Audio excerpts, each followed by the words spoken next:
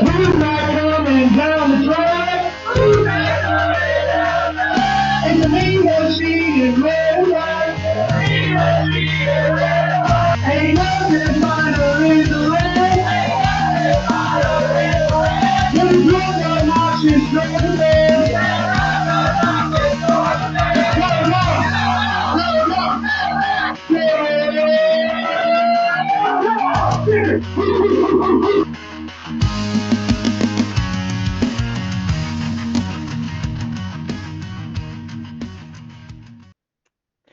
What's up, y'all? This is John, Mike, and Caleb back for another episode of the Nothing Finer podcast. Normally, we would be live on YouTube on Sunday. Um, that's just a lot to get together. I got home late. Yeah. I had wrist surgery that was more intensive than originally thought on Friday. Um, and turns out it's a lot easier to do things on a computer with two hands. Hot take, just Very. But so we're not live tonight. It will be on YouTube here in a couple of hours. But I lost my train of thought. Anyways, how y'all been? What are you drinking?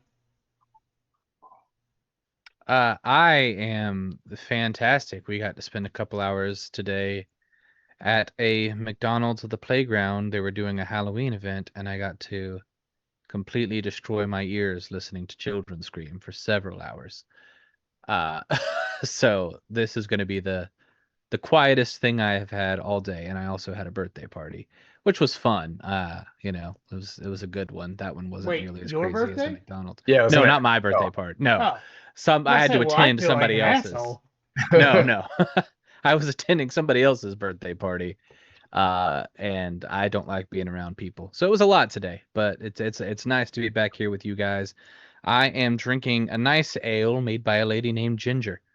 What about you guys? How are you? I'm good. Just kind of same stuff as usual. Just still helping my in-laws move. So, the little amount of time that I got to watch like the full game was nice. And instead of just popping in for the rest, like for a little bit of each of the rest of the games that we're going to talk about. But I just have a water. How about you, John? I'm also drinking water. Narcotics and alcohol normally do not go together.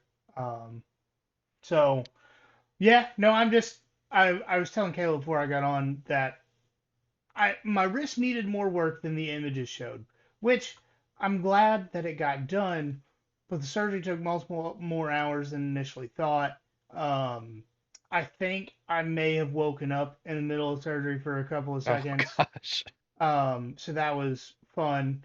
I mean, I didn't feel anything. I literally opened my eyes. There was like a blue paper sheet over my face, and I heard nurses talking.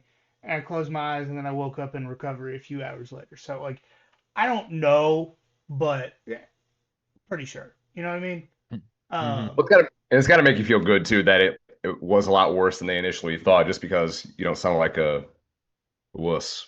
I guess I Right, don't know. right. No, I've been complaining about my wrist for like 6.5 years. Like no Mhm. joke. And I was just telling Caleb, I was like, makes me feel good that I'm not crazy, but Right. also, boy, recovery is going to be significantly worse because he told me they're just going to go in, take the cyst out. I'll be good in like 2 weeks, and now they're like 4 to 6, and I got to start physical therapy on Tuesday, and it's Worse. inconvenient. Um, Yeah.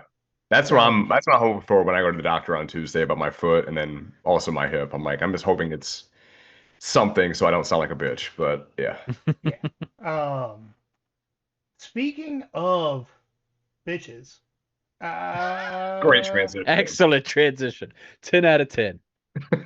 Billy Napier finally got fired. About Allegedly, time. yes, allegedly $21 million. Who knows if there's a caveat in his contract like James Franklin has? There is not. Perfect, Okay, great. Even better. perfect.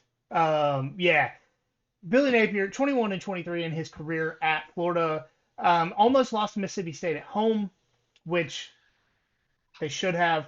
I truly think Yeah. that if Mississippi State had Florida's offensive line, Mississippi State may have lost one game so far this year. Fair.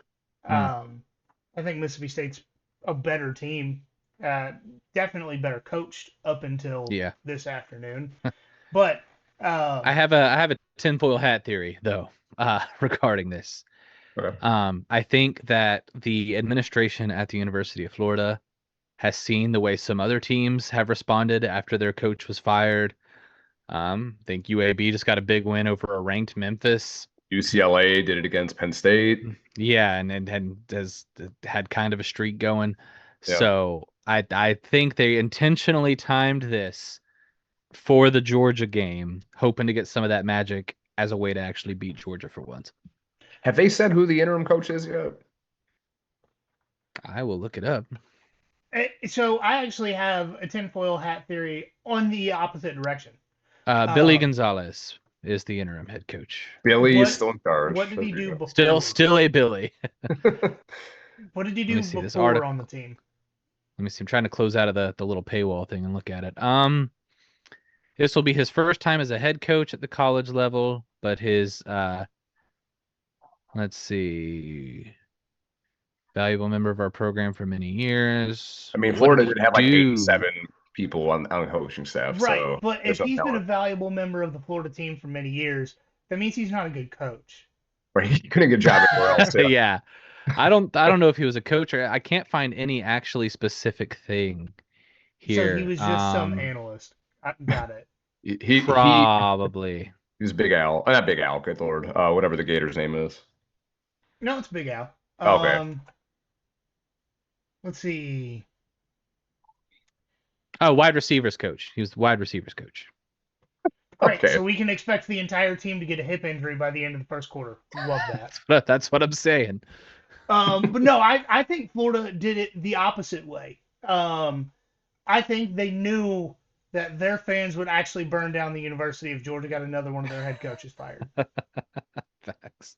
Like they want Billy gone, but if Georgia was the team to do it, call Florida, California, because the whole state's going to be on fire. Yeah. Right. All right, so candidates. Legit conversation here. And I'm going to start with the names that I have actually heard so far. Eli Drinkwitz is a name that came up again.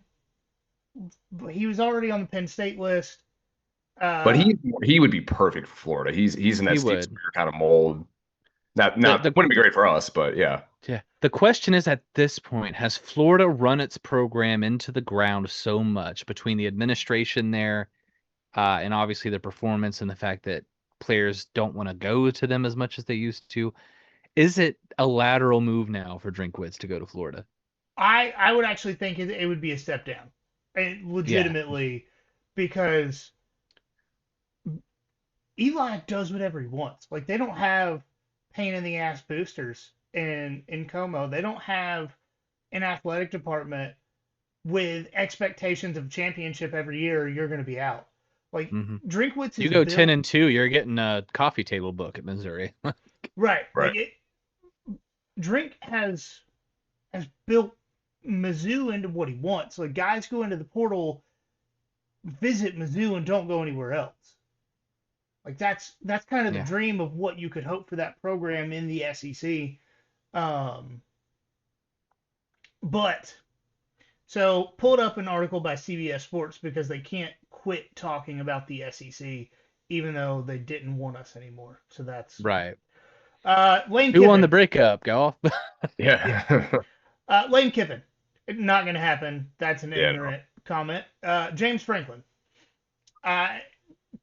There's just a little bit of a stink on his name right now. Regardless of how good of a coach he is a floor raiser, right? Like we said, he's the Mike White of college football.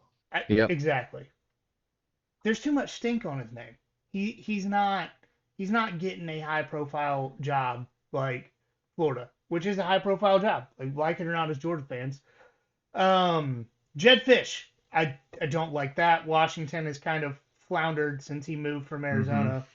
Well, and they only put him on there because he was a grad assistant for Spurrier. He's a Florida guy, so like there's ties to that. So that's really, I think, the only reason why. Eli Drinkwitz. Marcus Freeman. I Nope. don't. No. So, I was listening to the Saturday Down South podcast the other day, and Connor brought up a good point when it came to Penn State and another job that continue to mention Marcus Freeman. There's conversations going on behind closed doors from his agent to other people for his name to have been brought up in now the third head coaching vacancy. Like I don't necessarily think he wants to leave, but I think he's going to have some conversations. Mm-hmm.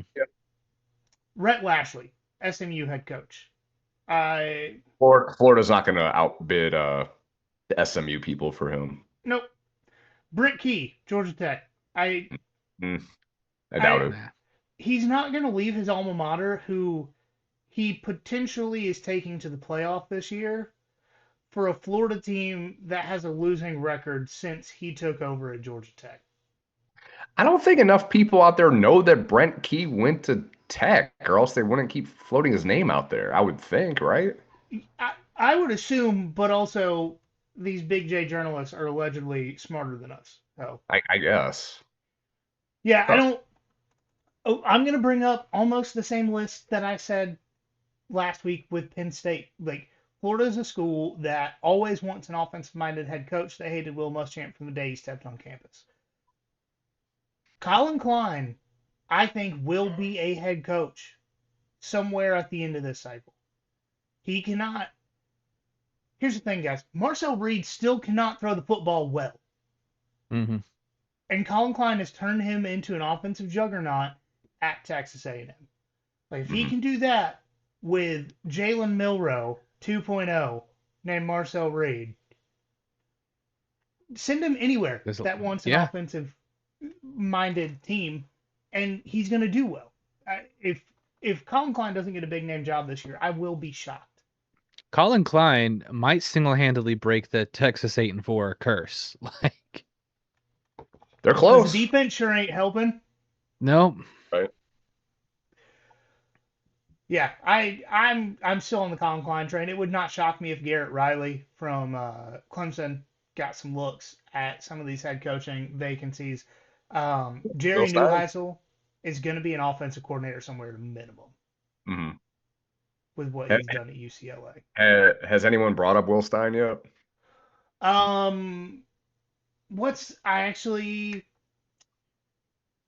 So Mark Stoops still has a job, but I read 2 articles today about Kentucky's next head coach, and it seems like everyone's under the impression that Will Stein is going to Kentucky this offseason. What about from like ESPN, USA Today, and CBS all pretty much said the same thing. I don't know. Kentucky still has a huge buyout for Stoops, so we'll see. Yeah. Has anyone brought up Glenn Schumann or T-Rob or Dante Williams? Just us. Actually, Bummer. Georgia fans will pay you to take. I still don't. I'm still not anti Glenn Schumann. I know a lot of people are. I'm not. Now T-Rob and Dante. Yeah. You can take them. I'll pay you. You can have co-head coaches. Take them. Yeah, please. Yeah, that's oof. Speaking of pay you to take them, and that's rough. I thought you were going to say bitches here too, Bill. That could literally be the next transition for every single one before we get that's true. So, before we get into this one, we are about to talk about a certain football game that happened Friday night so that we can laugh about it. I think you all know it's the Miami-Louisville game. But before we do, I want to deliver a statement on behalf of everybody here at the Nothing Finer podcast. I was right.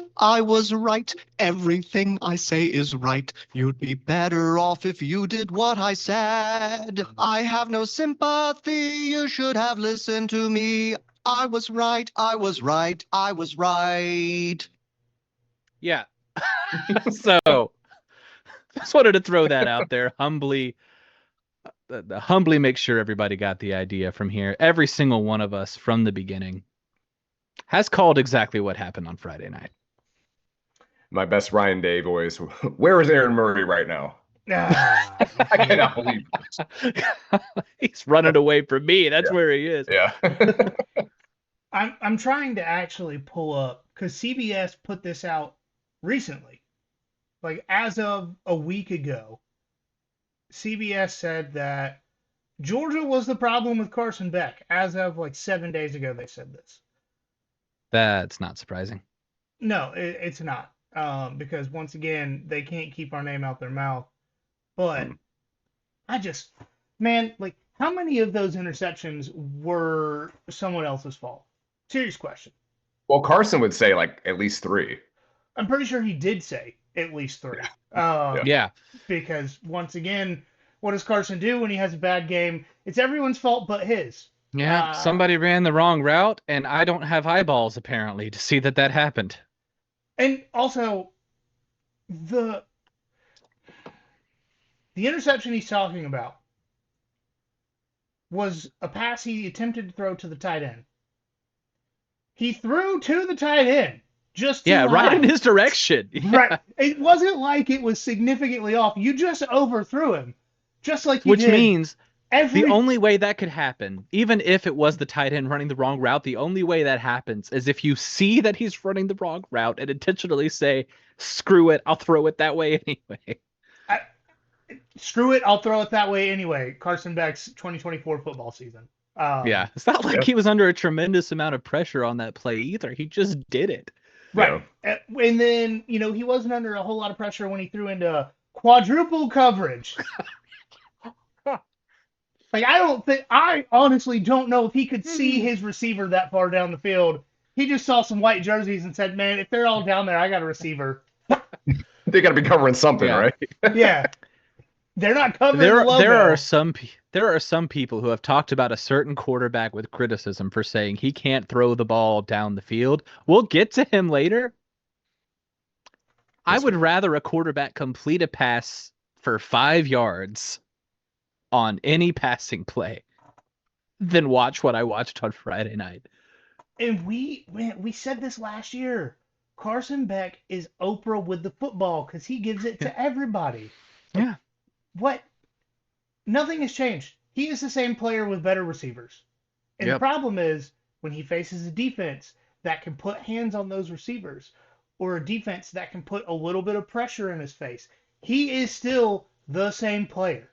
I don't care what Josh Pate has to say. I don't care what Brett McMurphy has to say. I don't care what all these other people that all offseason told Georgia fans that we were idiots for thinking that we were better off without Carson Beck. Because, shocker, we are.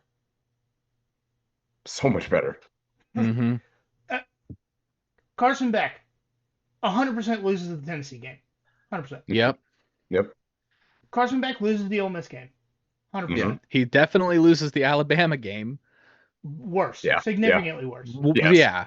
And honestly, with the way Auburn's defense played, he probably loses the Auburn game. Yeah. Mm-hmm. Like, I don't... And like the Kentucky game is probably another one-score thriller, too. Yeah. At best.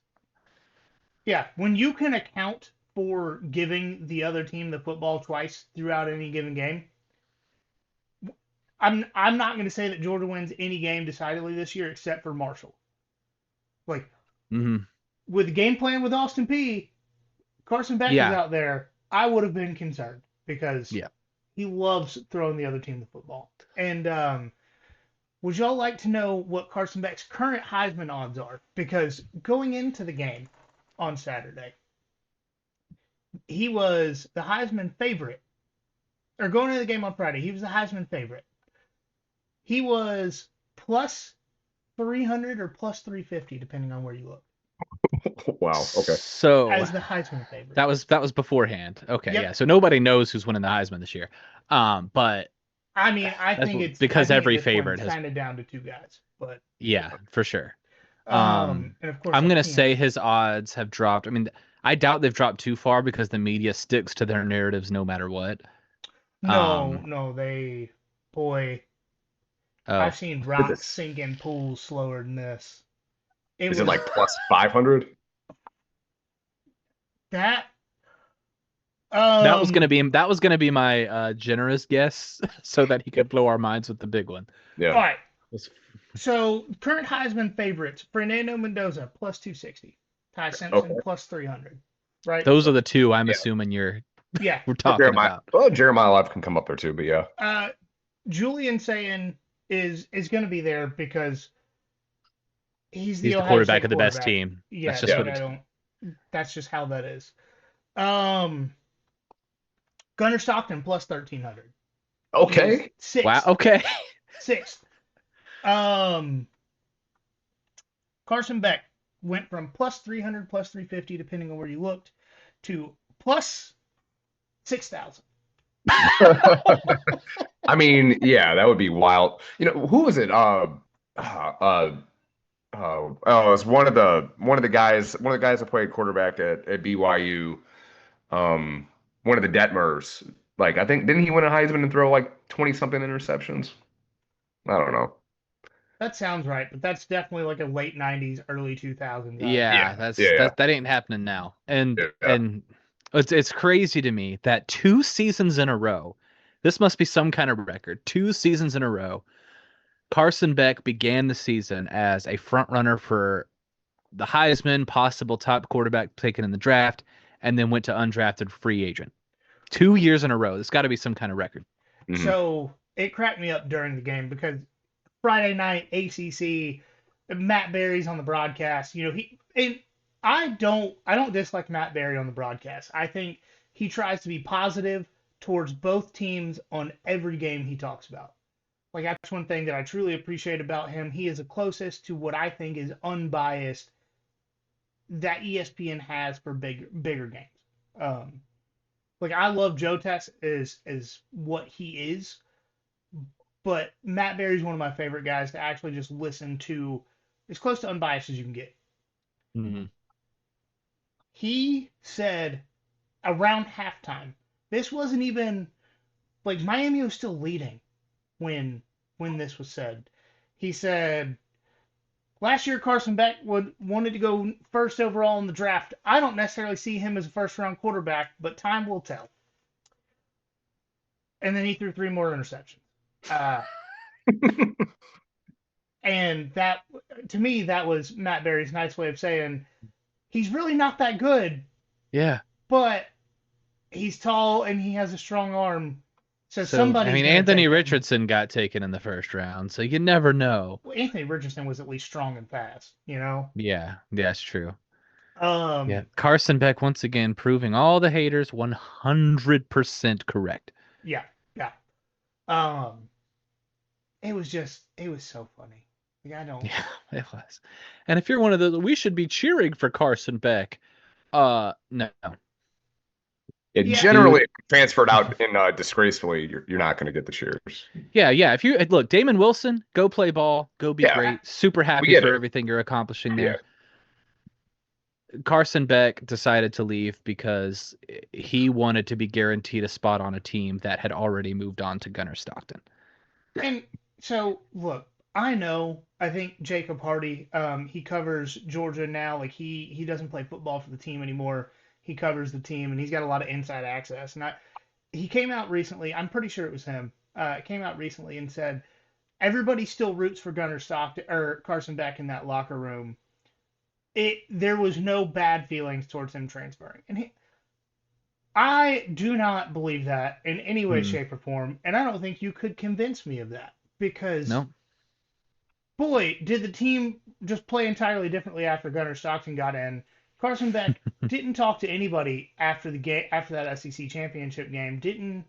Nobody knew that he was coming to the Sugar Bowl. Yeah. I don't. Because from what I understand, it was all like, oh, this guy's playing okay. Yeah, we'll actually follow his lead. Yeah. Dylan Bell said, I'll actually catch passes for this guy, except that one time. But, he, the old habits. He figured it out. Yeah. Yep.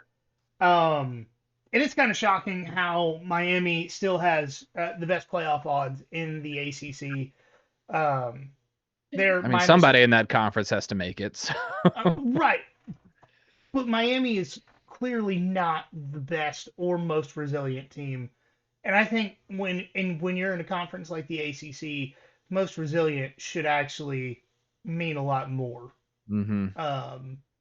Especially when everybody's so close together talent-wise. Miami minus 260. And then you have Tech plus 170. That's an Louisville, insult. I agree. I mean, Yeah. for them to have the second best odds, I think is accurate. But Louisville being at plus 300 and Virginia at plus 400 is kind of asinine. Yeah, for sure. Kind of makes you think that they think the SEC is going to get like 5 spots, games. maybe? Yeah. I think 4 or 5 is realistic for this year's SEC because I think you can have 2 or 3 11-1 teams not make it to Atlanta. Yeah, there are 7 one-loss teams right now in the SEC, undefeated or one loss, I think. Not all of those teams can go undefeated or one loss. Right. Yeah, Oklahoma's not going to go 11-1 this year. They could, but they're not. No. Especially with that trip to Alabama, that not happening. While we're talking about Alabama, can we just talk about the team that beat them this year? Yeah. Yes, we can. It's still there, guys. The loser's mentality is still there. Loser emphasis. Yes, they're losing a lot. Stanford has more wins in the ACC than Florida State does. This year and the last 2 years. Stanford and Florida State are both 3-4. Stanford has the tiebreaker in the ACC over Florida State. And this is a Stanford team that in week 0, we were talking about they may potentially be one of the worst teams in the country. They were starting the season on their 4th-string quarterback. And that's Stanford out in California in the ACC, not Samford. Yeah. Yeah. Guys, remember when all 3 of us had Florida State in our playoff predictions just a couple of weeks ago? Mm-hmm. I mean, the whole country did, so I'm not faulting us. It was Florida State who failed us, not the other way around. Mm-hmm. Yeah. It's absolutely insane this Florida State team beat Alabama and has just spent the rest of the season planning on, like, I don't know how early in December they're making it to Cancun. Yeah. Like, what are you doing? Yeah. And are we missing a bowl game 2 years in a row after beating Alabama week 1? A very good Alabama team, by the way. Yeah, a phenomenal Alabama team. And yeah. Florida State, here's the problem. Florida State allegedly doesn't have the money to fire Mike Norvell because they gave him that jumbo contract after going 13-1. Emphasis on the 1 there because it was a big one. Given him the contract after that 1. Mm-hmm. They would pay him $55 million for him to not work anymore. And they won't do it. They can't afford it. Poverty program. Yeah, and literally. Like, I would have to reach out to Connor O'Gara to see what his buyout would be next year. But if I'm remembering right, it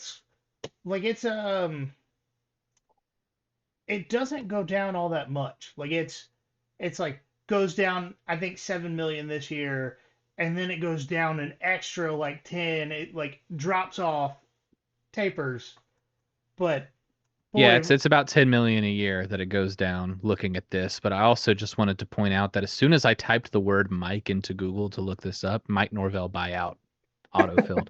Okay, well the FBI is listening to us. Like, we know that. I was just saying that's just how much people are looking it up right now. Yeah, but that's actually probably more accurate. Man, it's wild, and I honestly, for the Florida State fans I know, I kind of feel bad for them at this point. Last year was funny. This year is just sad. Yeah, it is because judging by their quarterback behavior from last season, he's going to start sitting out of games anytime now. Mm-hmm. Yeah. He did it at Boston College when they were doing well. Any week, he's just going to be like, you know what? I'm done. I'm going to sit out. Yeah. And it's sad. Yeah. He keeps doing that. He's gonna have to sell insurance for the rest of his life, but you do you. Yeah. He's on his way to doing that anyway, I guess. So why not? Man, it's wild how the mighty have fallen with Florida State. Yes. Speaking of how the mighty have fallen, man. Also speaking to that other thing that Yeah. Boy, buyouts and also speaking of the Buyouts. quarterbacks who might want to sit out the rest of the season. I mean, with that offensive line, no one would blame Garrett Nussmeier for just admitting he's hurt. Because I didn't get to watch all this game, traveling to the Georgia game at the time. But Vanderbilt decimated Garrett Nussmeier. Every time he was helped up by his offensive line, he was limping. And it's at what point do you just say going 7-5 is not worth every joint in the lower half of my body? Right. Because I think it should already be now. Like, for his future safety, for him to be able to not, like, play with his grandchildren someday, they need to just admit that he's hurt and take him out of games. Because what they're doing with that offensive line should actually be considered cruel and unusual punishment. Yeah. Yeah. Vandy covered over LSU. I mean, we know this. Vandy didn't field rush as soon as the game was over. Yeah. They didn't. Well, know they were if the they favorite. should. Been here, done that. Yeah. It's LSU. It's just LSU. We were favored over a top 10 team at home, and next week they are the top 10 team at home. We beat Brian Kelly. I mean, yeah, come on now. I don't. It's so confusing. And Brian what Kelly world are we living in? I mean, it was never really a question if Vandy was ever going to lose this game. Like, at no point did I think LSU really had a chance in this game. Even when they kicked the first field goal, I'm like, you needed to score a touchdown to really put the confidence in, and they just couldn't do it. we got in here talking about Diego Pavia's Heisman odds. Yeah. Would you like to know where he is? Because we've already talked about. We skipped right over him earlier. Yeah, I mean, he's got to be top 10 now, right? Got to be top 5, I would imagine. He is 5. There we go. Plus 1,200 with Gunner at plus 13. Okay. Yeah. All right. Well, I've got thoughts. But... Okay. Well, okay. To me, I don't hate his Heisman odds because the entire offense runs through Diego. With almost any other quarterback in the country playing in that spot, they're not close to this good. Like he is the identity of that offense, whether he's throwing, whether he's running, whether he's handing the ball off. The threat of Diego makes that offense successful. Is that some kind of sequel to Dora the Explorer? Yes. Now, Let's say where would Diego? where would Vandy be if Carson Beck was their quarterback right now? They would be the typical Vandy. Yeah, is where they would be, because he'd have no weapons to carry him. I mean, except honestly, arguably Cedric Alexander. Tech after getting down 3 possessions in the first half. Yeah. I love that Vandy's good. Truthfully, like I know I shouldn't because they technically still have a path to play in the SEC championship game against Georgia or instead of Georgia at this point. I'd take instead of Georgia if Georgia's 10-2. Just saying. Yeah. Give us the week off. If Alabama is the other choice, give me the week off. Yeah, like I'll take a bye week and be in the 5th seed for a home playoff. Yeah. Okay. You're telling me I don't have to have more linemen injured against Bama and I get to host a game the weekend before Christmas? Play USF? Yeah. Yeah. No, I mean this is absolutely wild, and Vandy favored against another ranked team at home next week. Mizzou obviously dropped a Oh no, they went up a couple spots because of how many people just sucked this week. How many ranked teams lost? 9 top 25 teams lost this week, which I mentioned earlier in the chat. I think was the most that we've had since like 2018. We had 11. Again, my AI keeps trying to convince me that it happened in 2022, but I can't find it. Yeah, Missouri. That's the word I was looking for there. They did move up one. They are 15th. But let's check and see where Vandy is, how much they're favored by in that game. Because if you want to talk about I looked it up. It's a 2.5 point thing, so it's still if this was a neutral site, it's a toss up kind of thing. How? I don't know. Y'all lay them. No, we're not doing best all right? bets I today. see 3.5. Depending on who you look at, it's 3.5. Okay, I'm on FanDuel looking at 2.5. So good jump on FanDuel, I guess, and lay the points. For A&M at LSU, A&M's only a 2.5 point favorite. Wow. And the over/under is, let me get it unlocked here again. Over/under 48.5. What's LSU's team total? That's what I want to know. Well, I guess logically speaking, it would be like 20. Go under. Well, they are playing the A&M defense that gave up 40 Well, points to both Arkansas and Notre Dame. Fair enough. All right. Like A&M gave up more points to Notre Dame than USC did. A Lincoln Riley coach team gave up less points to Notre Dame than a Mike Elko coach team. Never thought I would say that sentence in my life. All right, are y'all ready to get into the Georgia game? Yeah, let's do it. Let's just be positive and not ever mention any of what happened when Ole Miss had the ball, unless it was in the fourth quarter. Right. We did get calling the dogs this week, so we're gonna go ahead and get on with that. Maya, we doubted. We got drunk. We doubted again. We got drunker. And God damn it, Kirby just did it again. Holy shit. What do we do with this team? And what do we do with this team? It's better than the Richt era, but man, it's a far cry from the mountaintop. We need to start going Ohio State route, spending $100 million a year. Cause, yeah, we need to shore up this, defense and just all this doubt. Yeah. Go Dogs. All right, and I believe that was from Josh Deal again. If y'all would like to participate in calling dogs, we want some pregame calling. Like we want how you're feeling on Wednesday before this Florida game. But the phone number 912-421-9695, and that is to call and leave us a voicemail. They all make it on the show.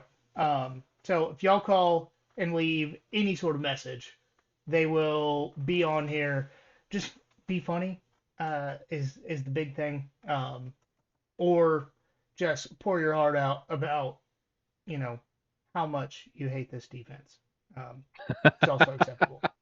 Yeah, fair. But Georgia did cover the 7.5 point spread in this one. Obviously, the 57.5 went over in a Georgia 43-35 win. And you guys did most of the notes with my limited typing ability, so I will let y'all get into it and then give my thoughts along the way. All right. Yeah. I did want to start with the good. Gunner freaking Stock, buddy. 26. Go ahead. No, so we talked about a nickname yesterday. Did y'all like it? Are we going with it? I couldn't remember what it was. Can you go? Yeah, tell me. Gunner, don't blink Stockton. Yeah. Yeah. Don't blink. Boy, it don't matter how bright them lights are. He ain't gonna close his eyes. He's on it. Mm-hmm.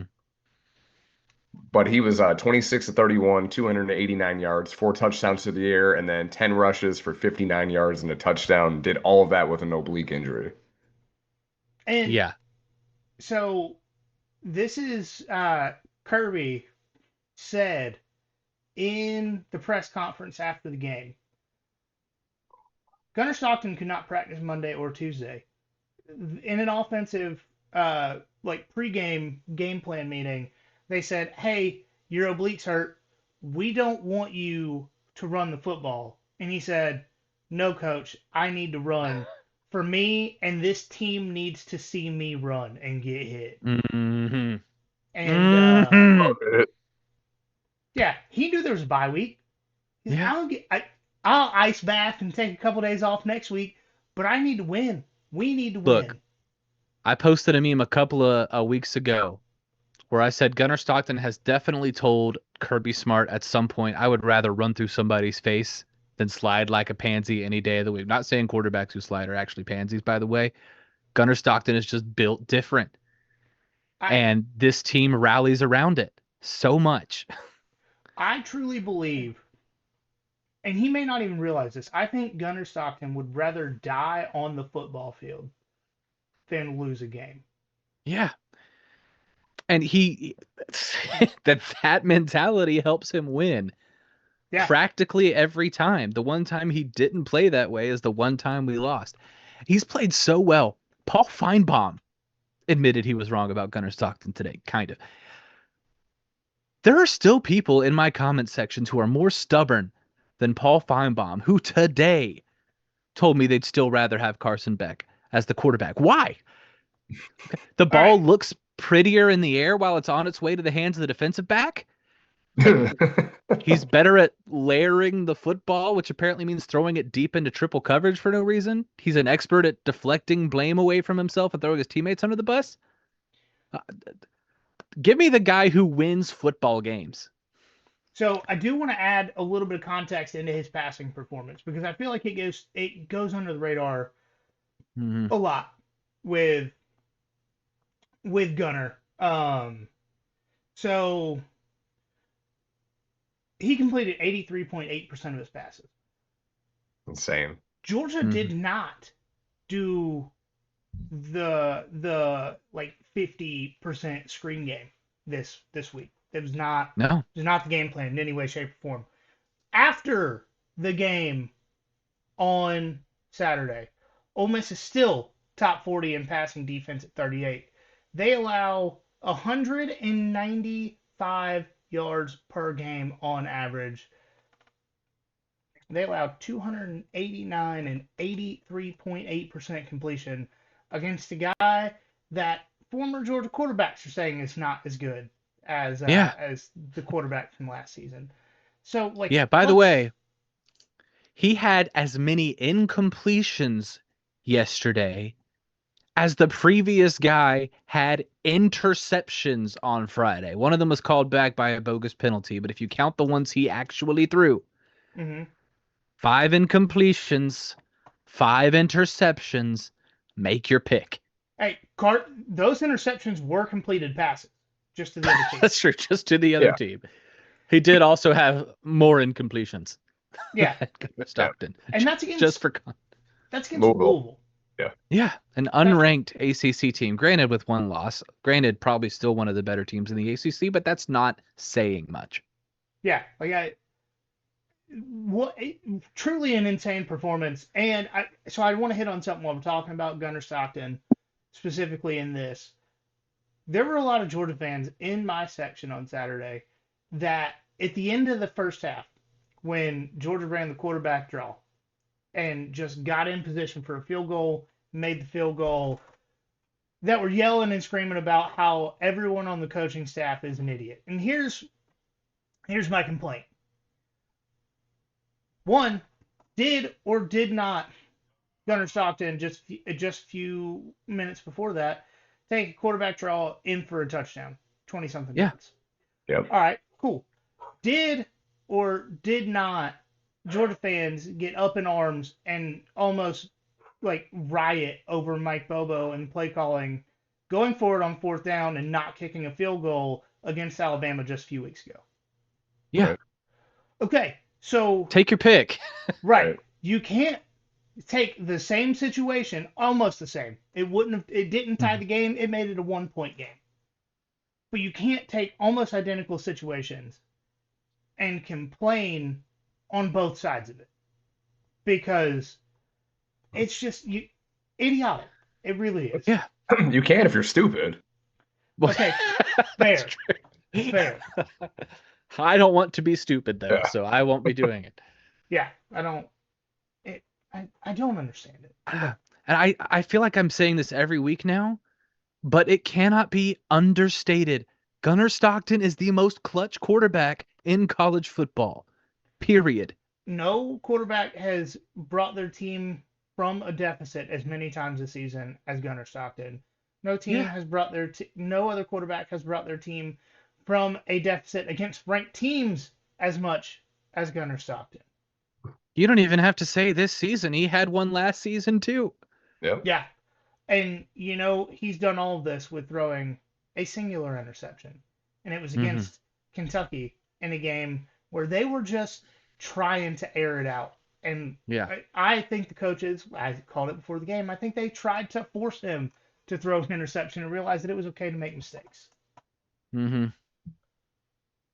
And it seems to have worked, by the way, because he made some throws downfield the last 2 weeks that he wasn't making at the beginning of the season.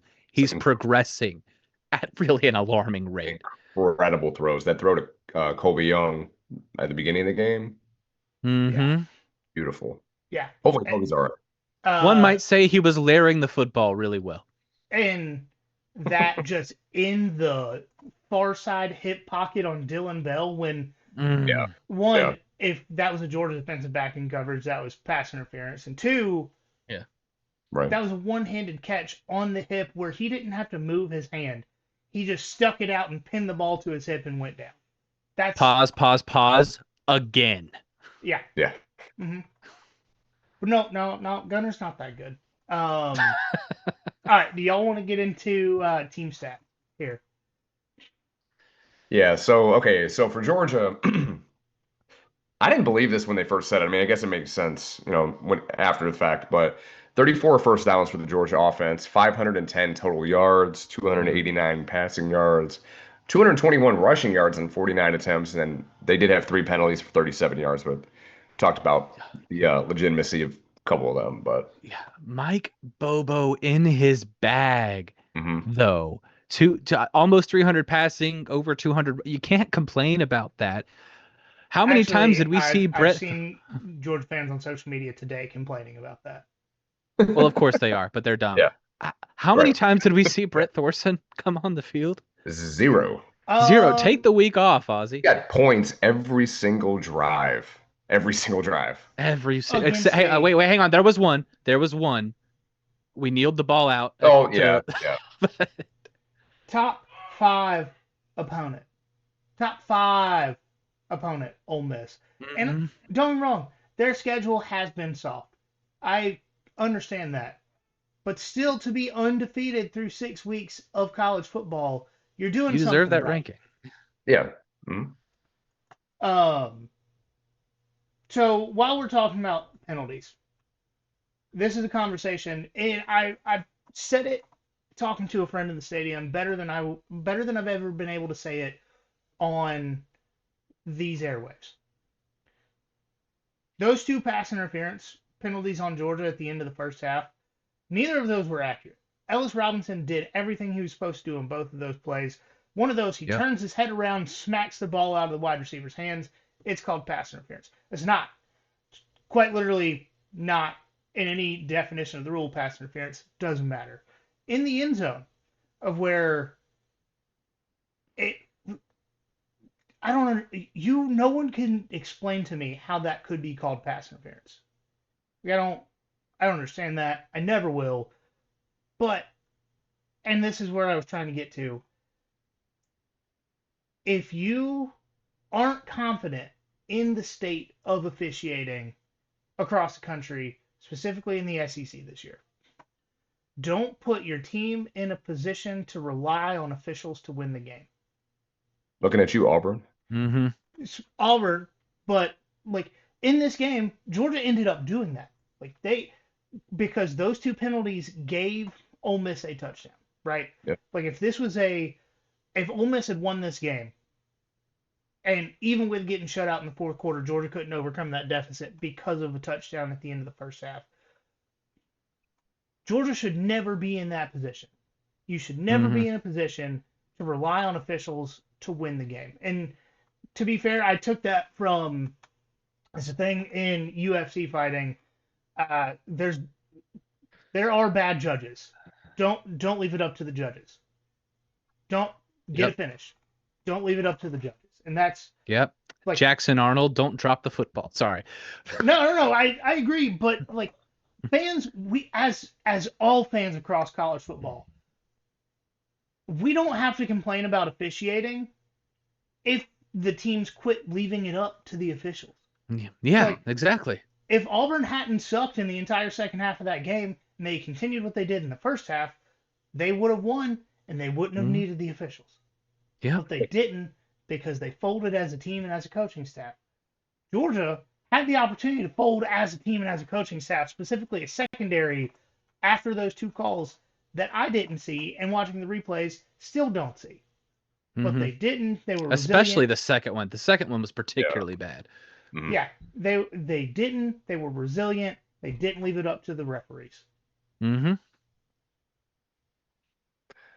right, so moving on to the Ole Miss side of the ball there on offense. 21 first downs. They were 5 of 9 on third down, which it felt like they got way more third down conversions. It sure did. But they only needed first and second down quite a bit. Yep. Yeah. Surprisingly, they only had 351 yards. Yeah. I was just thinking these numbers really don't look as bad as I expected. Like it's bad to give up 5 straight touchdown drives, but they did this all through 3 quarters because they really didn't do anything. That's true. But also, they started at the 45 for their first 2 drives. Yeah. So they only needed 55 yards on 2 of those touchdown drives. Yeah, that's fair. 263 yards passing for Chambliss, and as a team they had 88 yards rushing, and then 4 penalties for 40 yards. No turnovers. Pretty good performance against the run again. Looking at that from Georgia, like not perfect, but sub 100 yards is pretty good. Yeah, and then neither team had a turnover. Neither team had a turnover too. That was pretty impressive. Yeah, I've seen it again. People call this an instant classic game. I'm tired of instant classic games by this team. Yeah. Can we get a couple of we got 2 games where we have an opportunity for blowouts coming up, and I just hope we get them, and I hope DJ Lagway doesn't look like a Heisman contender when he walks out on that field. Yeah, I'm tired of this. I don't know about y'all, but I'm kind of looking forward to having a bye this week because this has been too exciting. I don't like exciting games like this all the time. It's every freaking week. My cardiologist is also very happy that we have a bye week this week. Yeah, I was about to say I might need one. Because golly, I mean, you're getting up there in age. I am the youngest one here. You sure are, and you're getting up there in age. Hey, mine still starts with a 2 for. What, 2 months? Yeah, something like that.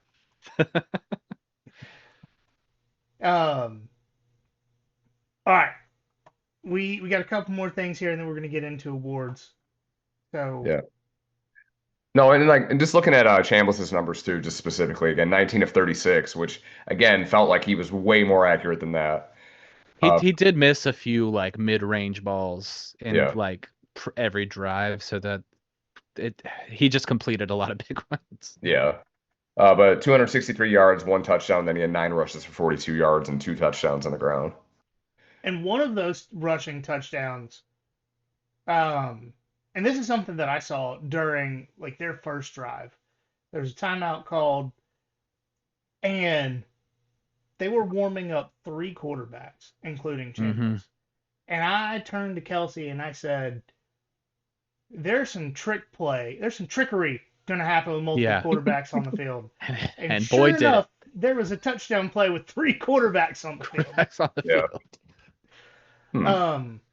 So did they show this on the broadcast? Because it's something that we noticed in the stands, that late in the third quarter, between the third and fourth quarter, I don't really remember when, Kirby Smart goes over to the defensive backs on the sideline and just loses it.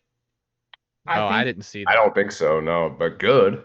Good, yeah. Like I don't know if I couldn't see if it was a tablet or if it was a clipboard. But whatever he had in his hand, I would be shocked if it still worked. Like I'm pretty sure I watched him grab a player by the collar and like struggle to not shake this kid. He lost it. And it was right at the end of the third, start of the fourth. And then It worked. Yeah, right. it worked. And this is something that we have specifically been asking for weeks.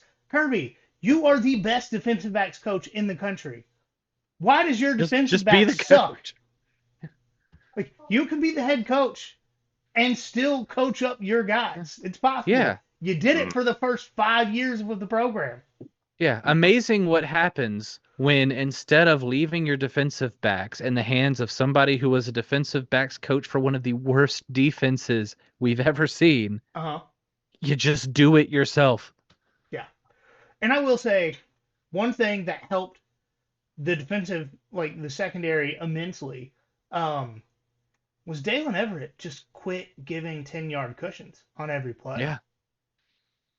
I am still a little mad at Dalen Everett because 2 weeks in a row he's dropped what would have been a game-sealing interception, but it's fine. We won, so who cares? It was a broken-up pass. That's more than we expect out of him. It's more than we got for the first 3 quarters of this game. He's just saving it for Texas. Yeah. I was saying, like, in my head, like, okay, most weeks we get 2 quarters of a Georgia defense. We only got 1 this week. Maybe they were banking it for the future. Hopefully. Who knows? Man, that fourth quarter. And, all right, so I'm going to go on kind of a 2-part rant, and the first part isn't even really that bad. The Ole Miss fans traveled better than Tennessee. Awesome for them. Well, you could tell that on the TV. Yeah.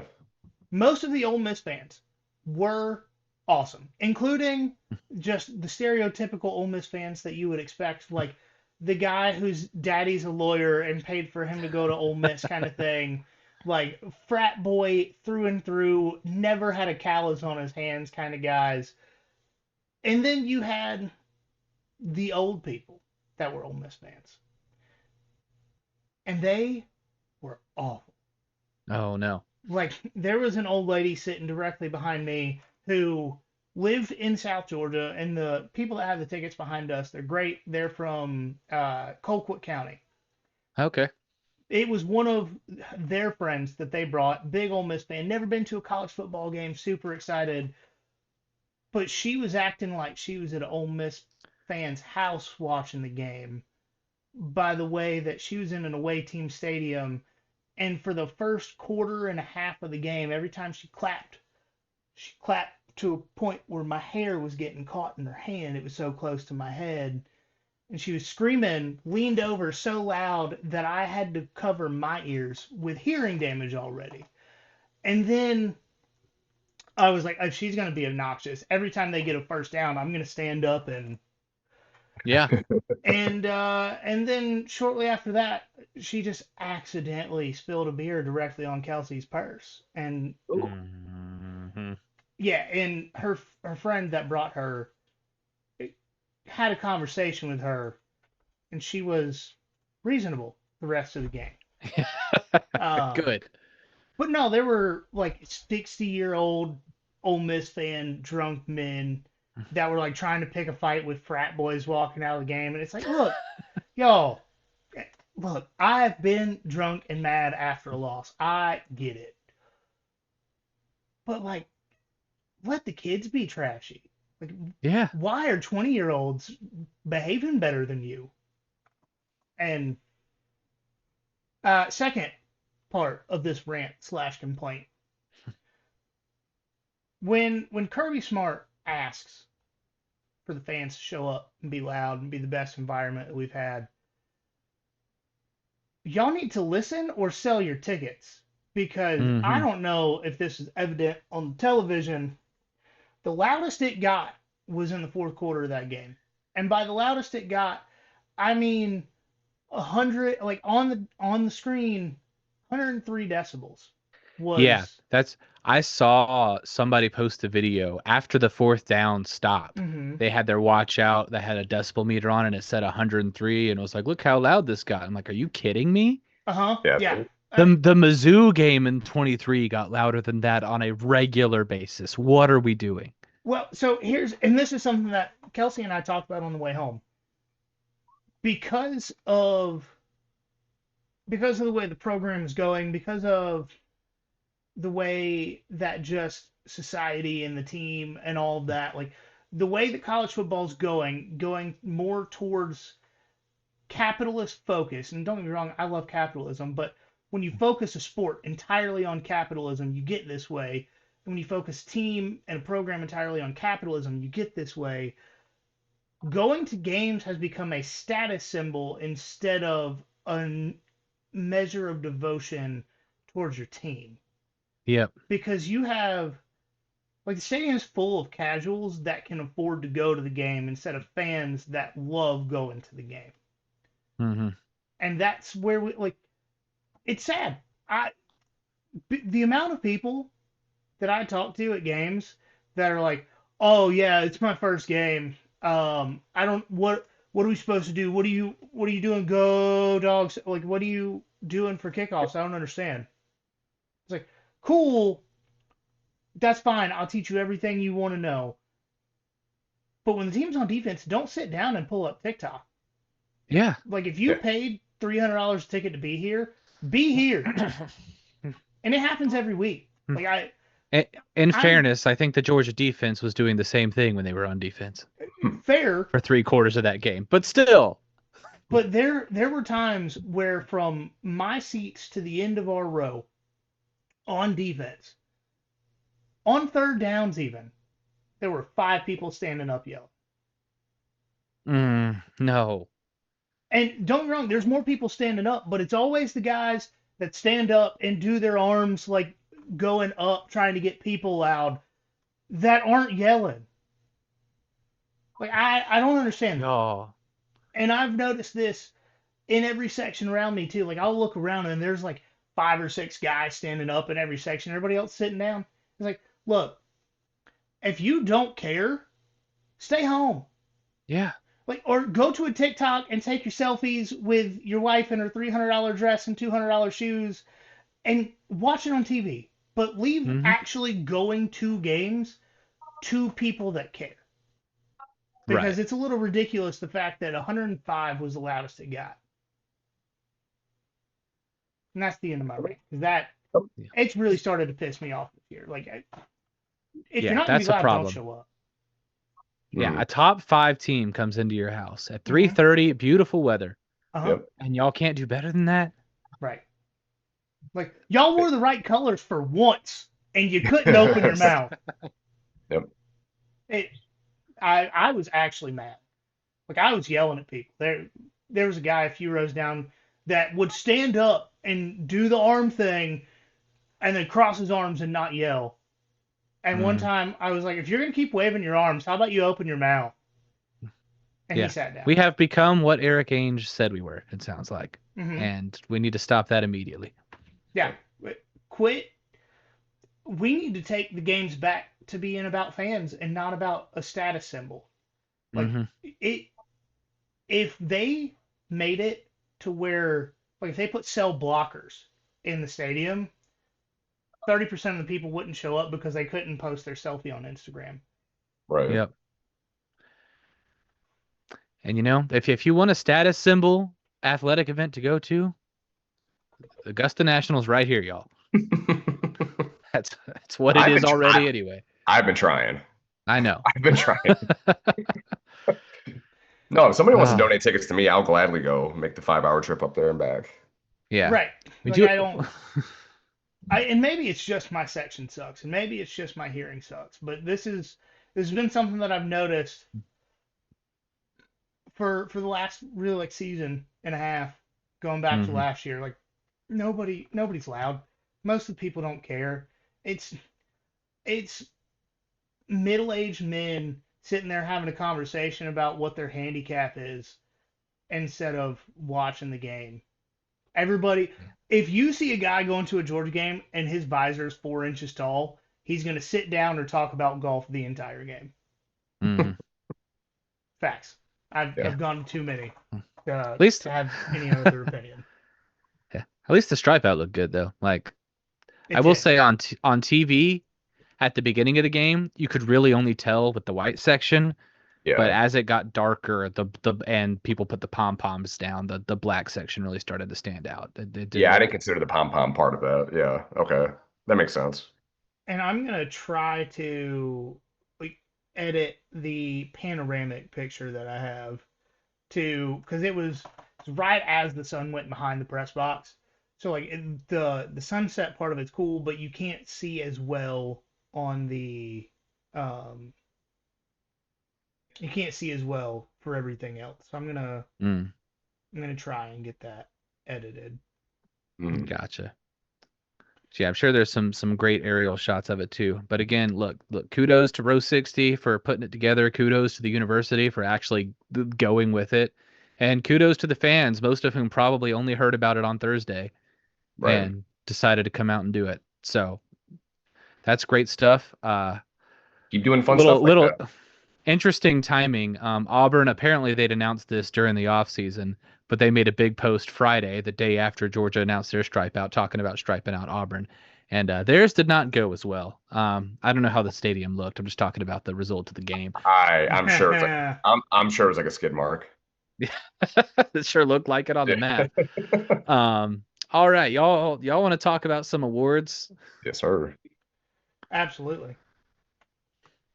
All right, so I'll go ahead and take offensive player of the game. We're getting lucky tonight because welcome to the offense, Lawson Lucky. We're glad you're finally here. Hmm. 5 catches, 3 of which were touchdowns, just dominating the red zone. Which Colby Young, unfortunately, going down with injury probably had something to do with that. We needed our big 50-50 threat, and Lawson Lucky raised his hand and took the opportunity. A lot of people are sitting here like, yes, finally we're using the tight ends again. And, he was just the guy getting open. Hate to break it to you. It's not like they schemed him that Mhm. way that many times, but And he he absolutely came in and delivered when we needed somebody to in that role. and his third touchdown, he wasn't open. Gunner Mm-mm. had confidence in him because of the rest of the game that he had played. Yeah. Also, I don't know if this was talked about on the broadcast or if you guys have seen it on social media, but Lawson Lucky, his mom and his brother, who his brother has cerebral palsy, go to the games. His brother sits under the scoreboard in the handicap section with his mom. His Oh, second yeah. touchdown was directly in front of his mom and brother, and he got to go over there and celebrate with them for a second. And that's Yeah, they awesome. didn't talk about it in the broadcast, but the Georgia Football Instagram posted the video of it, and Yeah. That and then his third, man, nobody on this planet could have told that boy a single thing after he got that third touchdown because he was walking around to every camera, and I'm assuming Ole Miss fan down sitting in the end zone underneath our seats, walking around doing 3 to everybody that would look. Boy, like I said, you Love couldn't it. have told that boy nothing. Yeah, love that for him though. He's needed that. He's been due for that for a long time. He has. Oscar Delp also, he Yeah. may have dropped one early in the game that was a little bit of an overthrow, but both of the tight ends got open, and then they tried to use Elias Williams on a wheel type route on the outside. Got a pass He did. interference Yeah, on let's it. say he drew that. That was good. Yeah, because that DB was terrified of what he was going to do if he caught the ball. As he should have. Yeah. All right, I'll take defense. We got Josh Horton, and I know most of you guys are gonna say who, and it's not Horton hearing one. It is the player because Josh Horton wears number 81. Most Georgia fans, including myself, and I know I'm not gonna say I'm the most knowledgeable person about everybody on this team, but I would say I'm top 1% about knowledge of the players on this team. Um, Josh Horton, number 81. I saw him play on one drive, Okay, stop. and it Yeah. was the final drive that they had in the game where he was the sole person chasing Trinidad Chambliss around the backfield, and which was an incompleted pass. And then he got a batted down pass on 4th down. Mm-hmm. He didn't And have any, no tackles, no assisted tackles, nothing like that. Just one. I mean, the only thing that showed up on the stat sheet was that pass. He was the only player that stopped Ole Miss from getting the ball down the field when Yeah. it mattered the most, yeah, which it can't be said enough about. We also, fun fact, because I just checked, I knew he was a transfer. I didn't know from where. He was a transfer from Miami. So he's who we got in the trade for Carson Wow. Beck. Who Wow. won that one? Yeah, people are asking. judging just off of this week's performance, Georgia, 100%. Yeah, 100%. For all the trash we talk about the secondary, which, to be fair, the secondary deserves it so far. Yeah. DeMello Jones has come on over the last few weeks, and he is a guy that I'm really excited to see what he does moving forwards, because he had 2 pass breakups in this game, and at least one of those was in the 4th quarter, which would have been a first down to keep those drives going. So I'm really excited to see what he can do in the future, and I think the coaching staff is also, because he didn't really play the first few weeks of the year, and over the last 2 or 3 weeks, he's kind of been a rotational piece in the secondary for a secondary that needs all the help they can get. And he's the one guy I can point out and say, okay, yeah, that guy's getting better every week. Ellis too, to an extent, but DeMello really quickly. Yeah. And for this week's, Marshall Walker went 16 yards. He drove right over Orange Church, just driving and running with those big guys. My God, a freshman. Player of the week, we've got Juan Gaston. The offensive line truly looked good in this game. There were times where they struggled. Just full transparency, there were a couple of times where it was like, whoa, what was that? But they still had to play like 7 different players in this game. I feel like Dontrell Glover could also go in this, but he was the guy that missed a block that gave up one of the 2 sacks that they had on Gunner. For this, they're playing 2 to 3 true freshmen on this line every single week. And every one of those players has played multiple positions, but Juan is the guy that started all year long if he's been healthy. And in this game, as an offensive lineman, they're playing well if you don't notice them during the game. And that was Juan, and not a freshman, but I do want to shout out Ernest Green, because you can tell the difference in leadership and cohesiveness when he's on the field, regardless of the position he's in, because there was a point during the game late as Georgia was driving, where they were trying to substitute, and a couple of guys were being slow getting on the field. And I think Georgia was around the 5. It was late in the 3rd, early in the 4th quarter.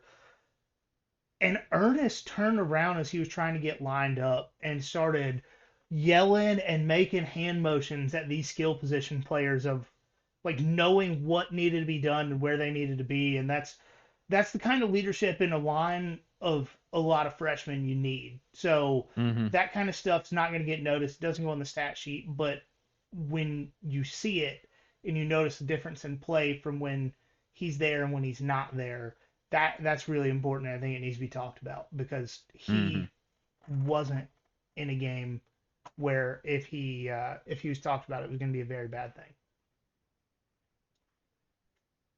And For sure. Lumberjack. Yes, sir. So the Gunner Stockton Lumberjack of the week goes to Gunner Stockton. What a surprise. So going back to his stats, trying to find that real quick. Where'd it go? Okay. 26-31 for 289 yards, passing with 4 touchdowns. And then on the ground, he had 10 rushes for 59 yards and a touchdown. Layering the ball, doing all the things that the haters say he cannot do. With an oblique injury, dude is killing it. We are lucky to have him. this year, then hopefully, not to get ahead of ourselves, but hopefully he's back next year as well.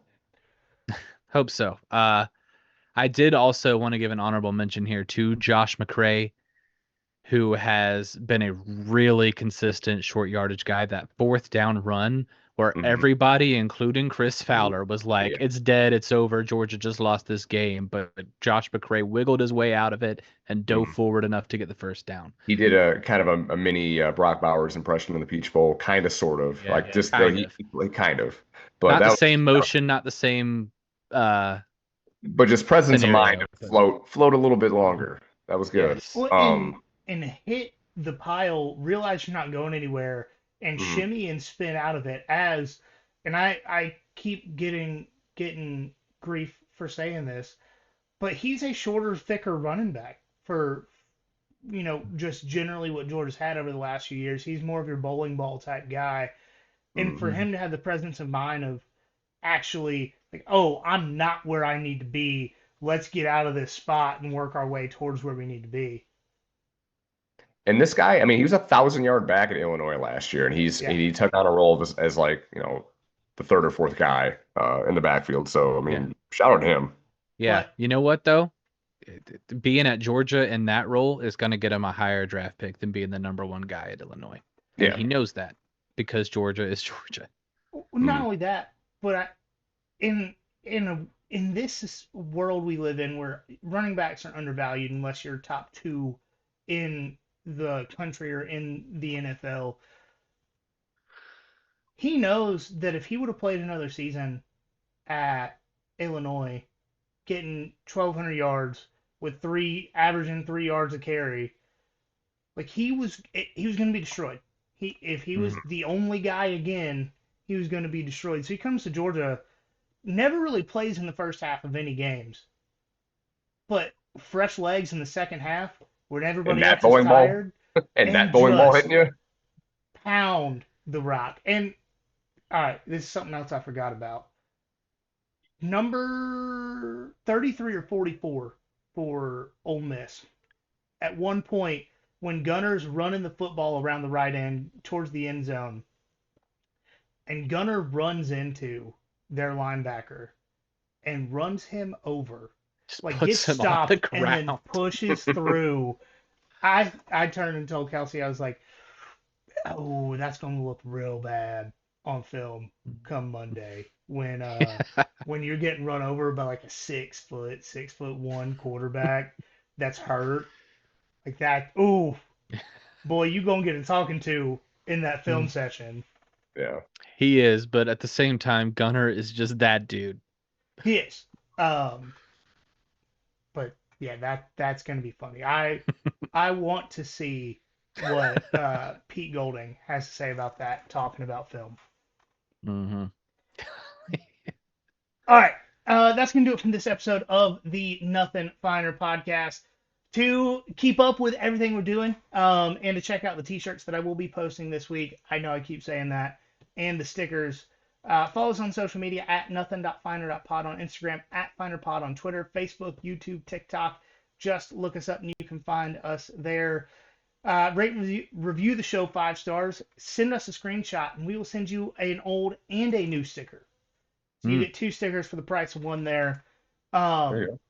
But most importantly, always remember there is nothing finer in the land. Hot yoga. Some drunk, obnoxious hot yoga moms. Yeah, there we go.